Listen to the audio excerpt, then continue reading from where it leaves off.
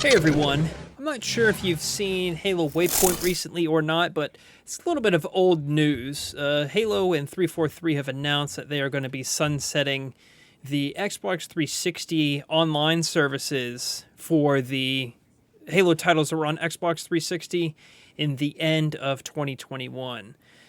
So all of the allegedly, this is where my confusion comes in, and I bring this to you, is allegedly all of the Halo Xbox 360 titles will be sunsetted. The online services will no longer be functioning at the end of 2021. And the reasoning behind that is they actually say that it requires a lot of costs and manpower to maintain this.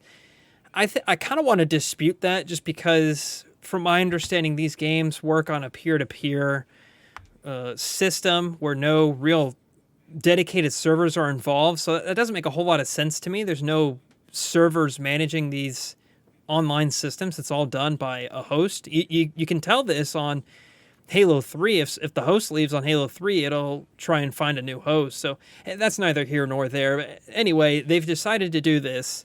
And I'm confused because they say that Halo Wars is impacted by this. And then there's like a graph of which actual Halo titles are impacted, and none of this makes any sense. And for whatever reason, none of the 343 people I continuously ask on Twitter will respond to me. Sometimes I really feel like they pretend I don't exist. Anyway, there's this graph here, and it shows Halo Reach, Halo 4, Halo 3, ODST, Halo Combat Evolved Anniversary, Spartan Assault, and Halo Wars. Those are all the Halo titles that came out on the 360. Now, they have this green check mark that says equals supported. So I'm assuming that means it's going to be supported beyond this December 2021 date when these things will be shut off. So from my understanding, it looks like they're turning off the services for ODST, Halo 3, Halo 4, and Halo Reach. Halo Combat Evolved Anniversary shipped with the Halo Reach multiplayer, so that's probably why there's no checkboxes around matchmaking or orange X points here. However, it does say that you can still view your service record on Halo 3 and ODST. The confusion I get comes down to Halo Wars specifically, because there's a green check mark next to matchmaking. So does that mean that matchmaking will still be supported after the sunset date? And if you look at this graph, really, Combat Evolved Anniversary, Halo Spartan Assault, and Halo Wars are not affected in any way on my understanding regarding this shutdown. So the question I have to 343 is, why did you even put this in this graph if they're not even impacted? Do you understand what I'm saying or trying to say? Like, it confuses me more that they put this in here than them not putting it in there altogether. Like, can you just tell me? Can someone tell me if this is actually going to be shut down or not? It does say later on in the page, I'll post a link, by the way, to this page in the description if you want to read this. It says Halo Wars Definitive Edition on Xbox One and PC will not be impacted. I guess that's just because that's kind of the only Halo title that's a remaster of the older Halo games that's not in Master Chief Collection, so I guess they kind of felt the need to post that there.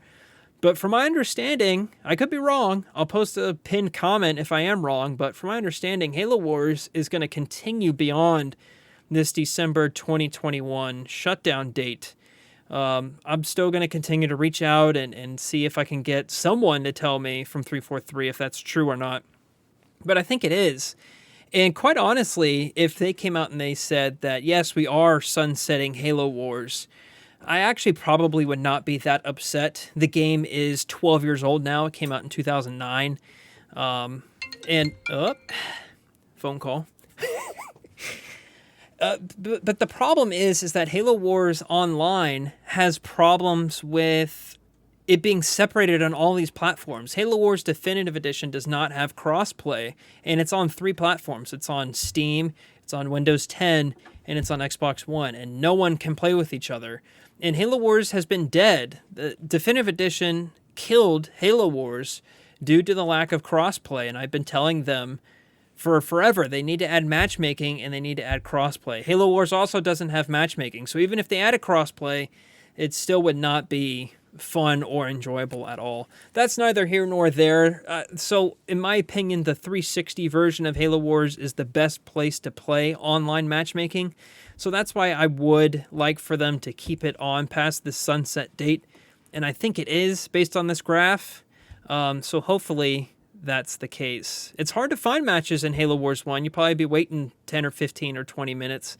But from what I know, people still carry on the OG Halo Wars on the 360. Anyway, I'd love to know your thoughts on this. What's your takeaway from this graph? Do you think Halo Wars, the 360 version, is wasted after this date? Does this graph confuse you as well?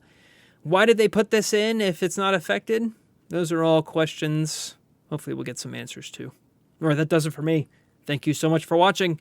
If you want to chat with a whole lot of Halo Wars players, join our Discord server. Link to that is down below. We have about 2,500 people that are chatting about Halo Wars all the time. We'd love to have you join us. And if this is your first time on the channel, there is a ton of Halo Wars and Halo Wars 2 content on the channel. So be sure to check that out if you please. We'll see you, James.